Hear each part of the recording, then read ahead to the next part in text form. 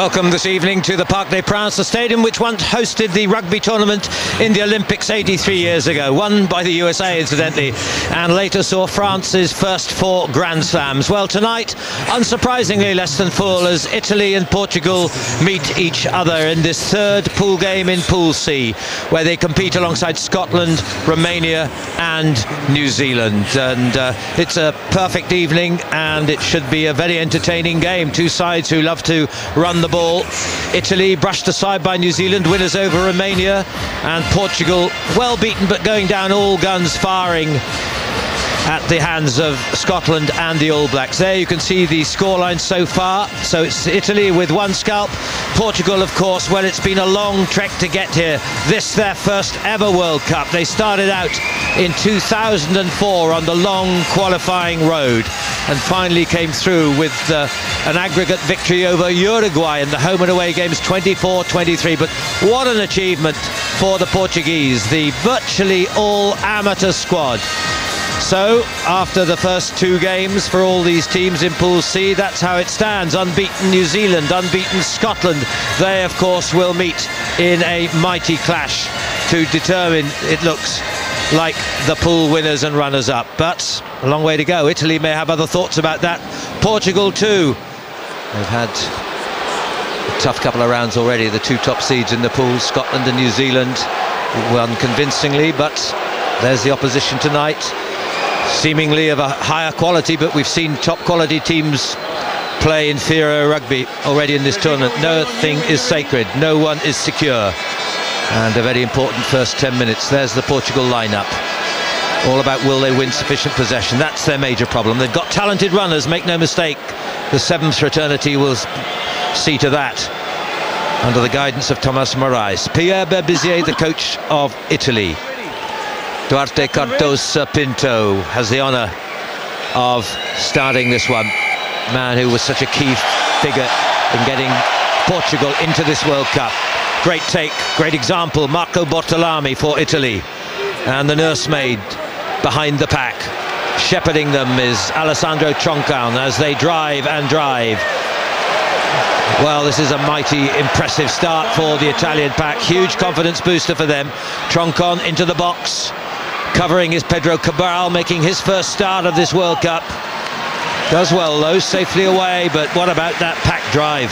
Excellent start. It was a great take by Bortolami at the kickoff there. The structure was very good and there was just absolutely no opposition in front of them there. Took it on very nicely. A well-placed kick from Troncan. First line out, just outside the 22. Ideal attacking platform for the Italians.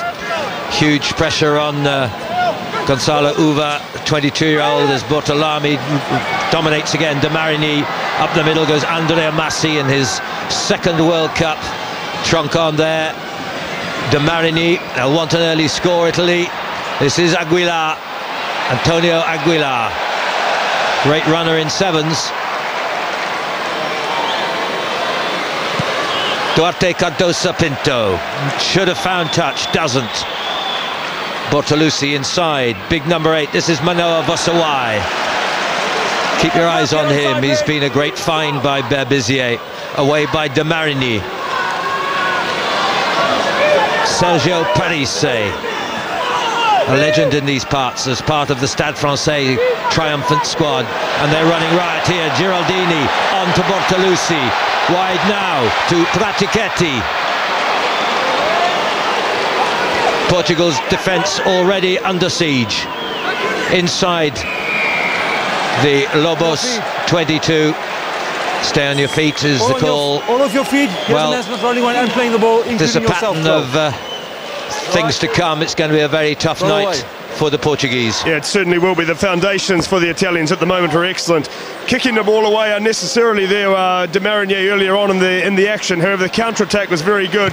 Opting to go for the corner. This is a sign of confidence from the Italians. Well, as we know, last time they met it was 83-0. Portugal have to try and put that memory behind them. Took place in Aquila back in October 2006, but it must be fresh in the minds of some. Bortolami. And Italy won't perhaps make the mistake of others of being overconfident against the lower ranked teams. This is a drive to the line. Is it just short? I think so. Ball is there somewhere. The referee has an arm raised, advantage being played to Italy. That's the goal line, that's the corner flag. Troncon, De Marigny slips it through. Massi under the post. Andrea Massi's 9th try. And the perfect start really for Italy, comprehensive. Ideal start for the Italians, just came from sustained pressure from the forwards up front, and then again a good finish by the back line there. Running strong onto the ball was Massi. As we see here, De Marigny, he just comes on short, he hits the ball straight. De Marigny drifting across the defence, ball watching there, we'll see the gap open up, no one quite sure, he came from depth, just too strong and too fast close to the line. Experienced centre who's been in and out of the team, but this is his 33rd cap. The man who joined Biarritz a year ago. Lovely little pop pass from De Marigny, and at pace took a good angle round and under the post. This is Bortolussi. 7-0, and so very simple, and the pack totally dominant in these first 4 minutes. It's exactly as we talked about, the pack, they're the ones who are going to cause the trouble. We see here just not coming up in a line there. The hole's opened up, and he's thank you very much, I'm going to wander through there with absolute ease, no problem at all. But the ground, the basis of it, the groundwork set by the big 8, the platform set by the 8 Italian forwards. They did very well here in the opening 5 minutes. Well, we said it was going to be an important night for Italy because they are building up to a game. They think they can really challenge Scotland for the runners-up position in this pool, so they want a fluent performance tonight, a confidence-boosting performance after falling from grace against Romania. Despite a win, 24-18, it was a pretty dissolute display, and they know that they beat Scotland handsomely away the last time they met in the Six Nations, so tonight means a lot. But meanwhile, Portugal will have to try and restructure, rebuild. Gonzalo Uvas, and they don't need that, a crooked throw in, and Italy will happily scrummage all day. Unforced errors there, and this will be the big problem for Portugal. I think what we've currently seen on opening evidence is getting their hands onto the ball. They cannot at scrum time. I don't know whether they'll be really able to put the Italians under that much pressure. It's a very experienced Italian scrum. And as you saw, Italy significantly outweighting Portugal in the front 8. Troncon, good up and under into the box. Pratichetti follows through. Massi, then big Castro Giovanni. Troncon the other way. De Marigny.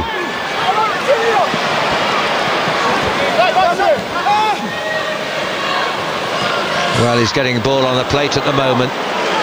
Del Fava was well tackled there, but the ball comes again. Massi, Bortolussi up in the line. Here he is. Bortolami on the switch, powering his way through this man who weighs in at well over 105 kilograms. In on the side with the tackle. Another error.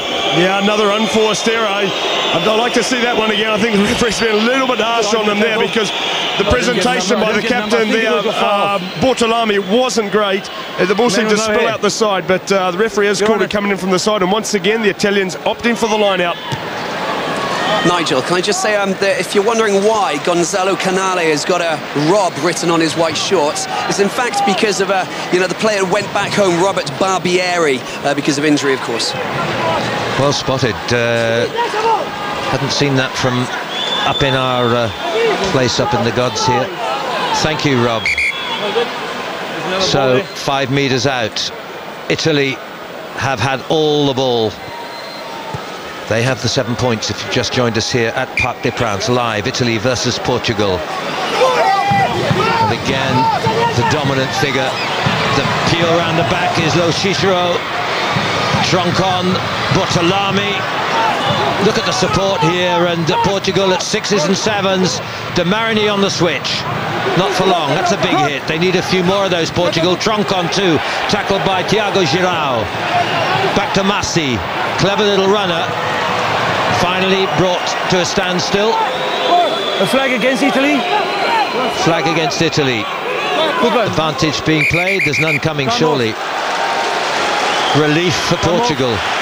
Everybody away. Certainly relief for Portugal. You know, you called it, Nigel. They're at 6s and 7s then. However, I've got to say the Italian attack looked to 7 and 8s, if we could say that. Certainly disorganised behind the scrum. The forwards are setting up a wonderful platform here.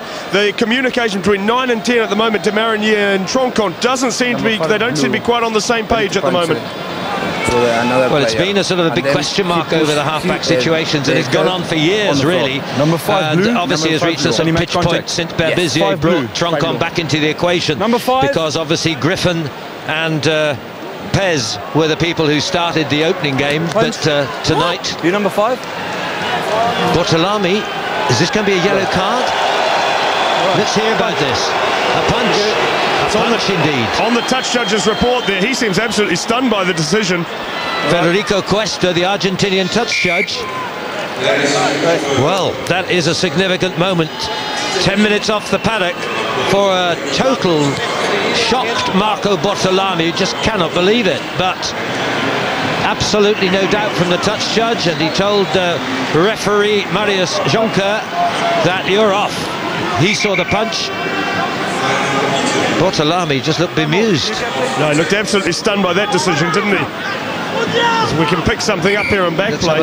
Bortolami is down right on the side of the screen there. He was involved in a fracas, but didn't seem a lot to it to me. Rob, anything that you could see of that? Right down, probably the wrong end of the ground for you. In fact, it is, yeah, absolutely. But you know, the touch judge, he went straight over. You know, I mean, he didn't really wait a second, so obviously he saw something, you know, quite blatant. Well, a pretty upset Italian captain, of course. Here come Portugal. That's been a big fillip for them. 15 against 14 then for the Lobos, the Wolves, who now have some possession. Pretty scrappy, though. They're making a mess of it. And this is 10 minutes, a gifted 10 minutes. It certainly is. Italy applying the pressure there, and we just see the Portuguese just happy to get their hands on the ball. But again, they've got to just try and slow things down. All very well wanting to play it and sling it all around the park, but they've got to just slow it down, make sure they get themselves in a decent position to be able to say, as we look back at the incident here, there's certainly no punch thrown there from my point of view. Interesting backline configuration here for the Italians behind the scrum. As they split now, they've loaded the left-hand side. Indian file and then shifted to the left through Massi now. Canale, clever player Canale. Another who plays his rugby in France from Clermont Auvergne. A lot of talent. What's up here? Knock on here by Italy. Well, Portugal, I think they must get used to getting the ball, because last time they had it, they looked so surprised, they made a mess of it. No, exactly, but now they've got the numerical odds stacked in their favour here at this scrum time, 8 against 7, so they should be able to hold their own. They want to get it out of their territory as quickly as they can. As we just see the small knock-on called against Troncon there by the touch judge. No ball. So it's Jose Pinto from Direito, one of the top clubs in Lisbon. Direito, Belenenses, normally the top two along with Lisbon University, provide the bulk of these players. Lovely kick, absolutely superb, and that's Antonio Aguilar. Great take, Thiago Girau. This is good play by the Portuguese, very good play. First solid bit of possession they've had tonight. Crowd behind them already. Crowd love the underdogs here in this World Cup. Federico Sousa sets it up. Pinto, they've just got to keep stretching, make that extra man pay. That's not how to do it though. The ball decked, and Italy will look for the counter. Spiralling through the tackles, Mauro Bergamasco to Bortolussi. Beautiful ball. Oh, inch perfect. Pedro Cabral. Good recovery by him, but the threat is averted. Well played by the Italians here. They cleared the pressure well, because the Portuguese had a 4-on-2 down the short side. The pass went slightly behind the player. Bortolussi finally, it's a lovely clearance kick away, and again, good chase. The Italians once again back down where they want to be, putting pressure on the Portuguese. Well, Nigel, I can tell you that the Italians have survived this last 10 minutes without Bortolami, because he's coming back on. It's just a question of seconds now. He's just on the touchline. So that'll be disappointing for Portugal, comforting for Italy, and they've thrown that one over the top. and directly into touch. Yeah, it was a golden chance, the one real chance of these 10 minutes, which fell to really Vasco Uva, the captain, who